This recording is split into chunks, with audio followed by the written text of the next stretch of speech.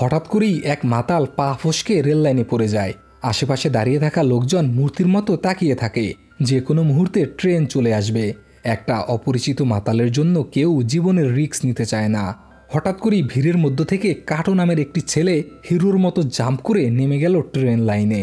মাতালটিকে তুলে আনার জন্য আশেপাশের লোকজনকে সাহায্য করতে বলে, কিন্তু সবাই একজন আরেকজনের মুখের দিকে তাকিয়ে থাকে।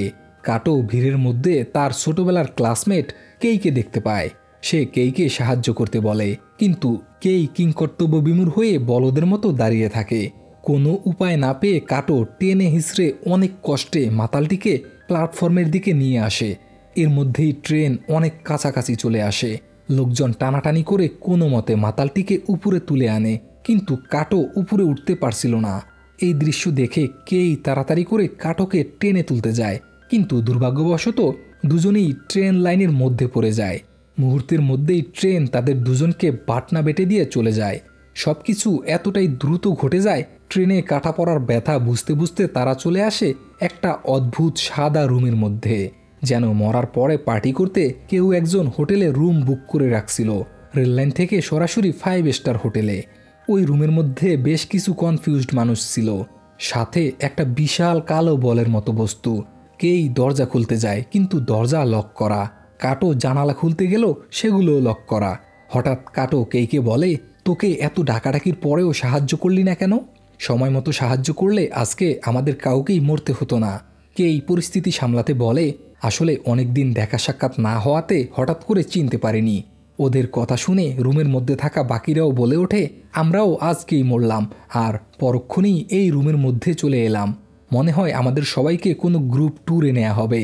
এর মধ্যেই ওই কালো বস্তুটা থেকে অদ্ভুত লেজার লাইট বেরোতে থাকে। লেজারের আলো মাটিতে পড়তেই সেখানে একটা ভেজা উলঙ্গ মেয়ে টেলিপোর্ট হয়ে আসে। হিরোশি নামের এক লুচ্চা বেটা মেয়েটার দিকে হা করে তাকিয়ে থাকে। কাটো তাড়াতাড়ি করে তার সোয়েটার খুলে মেয়েটার শরীর ঢেকে দেয়। এই ঘটনায় হিরোশি কাটোর দিকে এমনভাবে তাকায় যেন কাটো তার মুখের গ্রাস কেড়ে নিয়েছে। এরপর ওই কালো বস্তুটির মধ্য থেকে বাচ্চাদের ঘুম ভাঙানোর গান বেজে ওঠে, আর ডিসপ্লেতে লেখা উঠতে থাকে, তোমাদের অতীত জীবনের কথা ভুলে যাও, নতুন জীবনে কি হবে সবকিছু আমরাই ঠিক করব। এরপর ওই কালো বলটা একটা পেঁয়াজের মতো চুলওয়ালা এলিয়েনের ছবি দেখিয়ে বলে, এটাই হলো তোমাদের পরবর্তী মিশন। বাঁচতে হলে যে কোনো মূল্যে এই এলিয়েনটিকে শেষ করতে হবে। এরপরই ফটাস করে ওই কালো বস্তুটা থেকে বেশ কয়েকটি ড্রয়ার বের হয়ে আসে। ড্রয়ারে অনেকগুলো অত্যাধুনিক বন্দুক ছিল, এমনকি ভিতরে একটি মানুষ বসেছিল। মানুষটির শরীরের বিভিন্ন অংশ ওই কালো বস্তুটির সাথে কানেক্ট করা ছিল। যদিও লোকটি জীবিত ছিল, কিন্তু কোনো নড়াচড়া করছিল না। সেখানে প্রত্যেকের জন্য আলাদা আলাদা স্যুটকেস ছিল, যেখানে একটি কালো রঙের স্পেশাল স্যুট ছিল। কেউ ওই স্যুট গায়ে দেওয়ার সাহস না করলেও কিসিমতো এগিয়ে আসে, কারণ ন্যাংটা থাকার চেয়ে ওই স্যুট গায়ে দেয়া অনেক ভালো। কেই লক্ষ্য করল নিশি আগেই স্যুট পরে এসেছে, হুডির নিচে লুকিয়ে রেখেছে।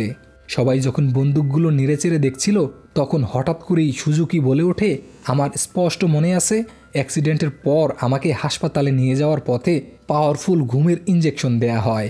তাহলে কি এই সব কিছু একটা স্বপ্ন, নাকি কোনো অত্যাধুনিক সায়েন্স প্রজেক্ট? এর মধ্যে কাউন্টডাউন শুরু হয়ে যায়, আর সবার শরীর ধীরে ধীরে গায়েব হতে শুরু করে। এই অবস্থা দেখে ভয়ে এক একজনের অন্তরাত্মা পর্যন্ত কেঁপে ওঠে। পরক্ষণেই দেখা যায় তারা সবাই বাইরে চলে এসেছে। হিরোশি সহ বেশ কয়েকজন যখন বাড়ি চলে যেতে লাগছিল, ঠিক তখনই নিশি আসল ঘটনা বলতে শুরু করে। আসলে আমরা একটা ভার্চুয়াল রিয়ালিটি শোতে আছি, যেটার পরিচালক নিশির বাবা। বিজয়ী পাবে $1,00,000। এর মধ্যেই কেই একটা বাচ্চাকে দেখতে পায়। নিশি কনফার্ম করে এটাই পেঁয়াজ এলিয়েন, এটাই আমাদের টার্গেট। আমাদের হাতে সময় মাত্র 20 মিনিট। যে ব্যক্তি আগে গুলি করবে সেই পাবে $1,00,000। এই কথা শুনেই বেশ কয়েকজন পিচ্চিটাকে ধাওয়া করতে শুরু করে। কিসিমতো কেই আর কাটো সেখানেই দাঁড়িয়ে থাকে। কিছুক্ষণের মধ্যেই সবাই মিলে ওই পেঁয়াজ এলিয়েনের বাচ্চাটিকে 4 দিক থেকে ঘিরে ফেলে। পালানোর কোনো উপায় না পেয়ে এলিয়েনটি সবার গায়ে সর্দি বোমা মেরে সেখান থেকে পালিয়ে যায়। এদিকে কেই, কিসিমতো আর কাটো ঘোরাঘুরি করে দেখে আশেপাশে কোনো জনমানবের অস্তিত্ব নেই। তারা যেন একই জায়গায় বারবার ঘুরপাক খাচ্ছে। ঠিক তখনই বাকিরা তাদের পাশ দিয়ে ঝড়ের গতিতে দৌড়ে যায়। এবার কাটো বাকিদের সাথে যোগ দেয়। কাটোর দেখা দেখি কিসিমতো। এবার পেঁয়াজের বাচ্চাটিকে ধাওয়া করতে গিয়ে সম্পূর্ণ টিমের প্যান্ট ভিজে যাওয়ার মতো অবস্থা হয়ে যায়। অনেক কষ্টে তারা এলিয়েনটিকে একটি গ্যারেজের চিপায় আটকে ফেলে। কেউ সাহস না করলেও টাকার লোভে হিরোশি বাচ্চাটির ওপর গুলি চালিয়ে দেয়। বন্দুক থেকে একটা অদ্ভুত আলো বের হয়, কিন্তু এলিয়েনটির কিছুই হয় না। খানিক বাদেই এলিয়েনটির ডান হাতটি ফটাস করে ব্লাস্ট হয়ে যায়। আসলে এটি একটি অনেক পাওয়ারফুল বন্দুক, কিন্তু কাজ করে একটু দেরিতে। সুযোগ পেয়ে এলিয়েনের বাচ্চাটি তরমুজ কাটার মতো করে সামনে থাকা 3 জনের পা কেটে দেয়। রাগের মাথায় সবাই একসাথে এলিয়েনটির ওপর গুলি চালায়। পরের মুহূর্তেই এলিয়েনটি ব্লাস্ট হয়ে সম্পূর্ণ গ্যারেজটি রক্তে লাল হয়ে যায়। সুজুকি সাথে সাথেই বমি করে দেয়।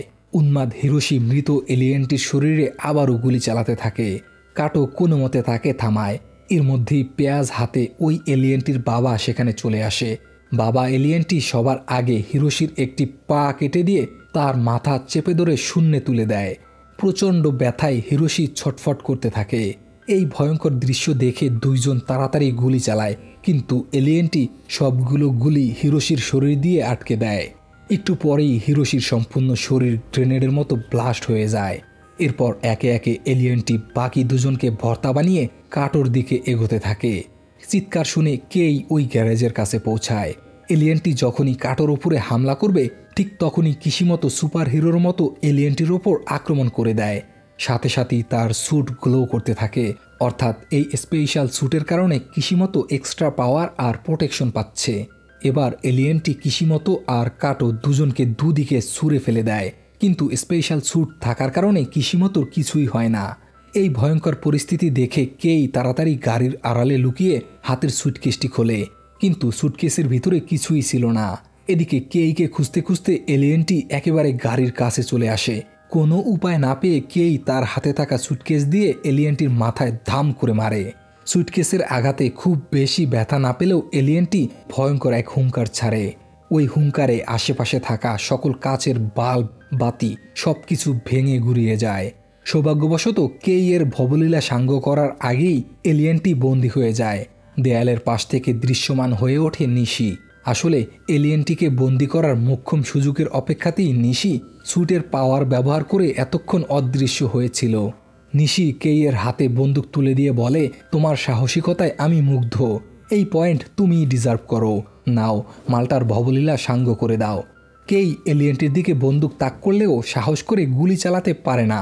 বাধ্য হয়ে নিশি বন্দুক হাতে তুলে নেয়। পরের মুহূর্তেই এলিয়েনটির ছিন্ন ভিন্ন দেহ রাস্তায় ছড়িয়ে ছিটিয়ে যায়। আর আরও একবার তাদের সবাইকে ওই সাদা রুমের মধ্যে টেলিপোর্ট করে আনা হয়।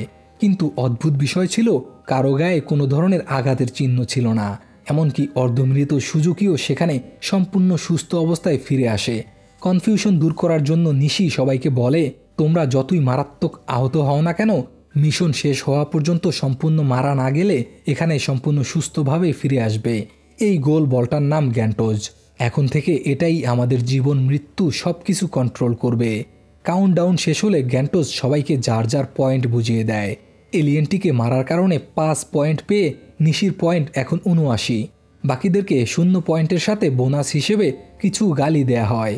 এরপর আজকের মিশনের মৃতদের তালিকাসহ এতদিনে মারা যাওয়া সকল মৃতদের লম্বা এক তালিকা দেখানো হয়। পরদিন সকালে নিজের বিছানাতেই কেইয়ের ঘুম ভাঙে।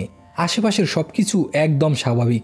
কেই মনে মনে ভাবে এই সবকিছু নিশ্চয়ই কোনো ভয়ঙ্কর দুঃস্বপ্ন ছিল।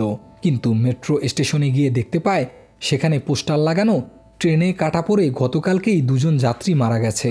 ওই সবকিছু কি তাহলে সত্যি ছিল?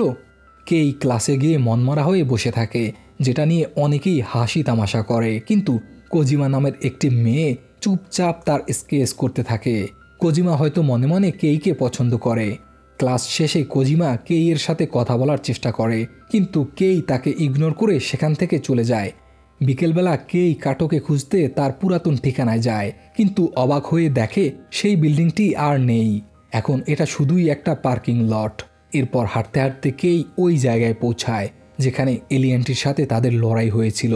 দেয়ালের দাগগুলো একদম স্পষ্ট থাকলেও গ্যারেজ ছিল একদম পরিষ্কার, যেন কিছুই ঘটেনি। ঠিক তখনই কিশিমোতো সেখানে উপস্থিত হয়। তার সব কিছু পরিষ্কার মনে ছিল, এমনকি তার কাছে ওই স্পেশাল স্যুটটিও ছিল। যেহেতু বিষয়টা অনেক অবাস্তব ছিল, যার কারণে তারা পুলিশের কাছেও যেতে পারে না। হঠাৎ করেই কিশিমোতো বলে ওঠে, আজকে রাতটা কি তোমার সাথে থাকতে পারবো? বাড়িতে এসে কিসিমতো আসল ঘটনা খুলে বলে।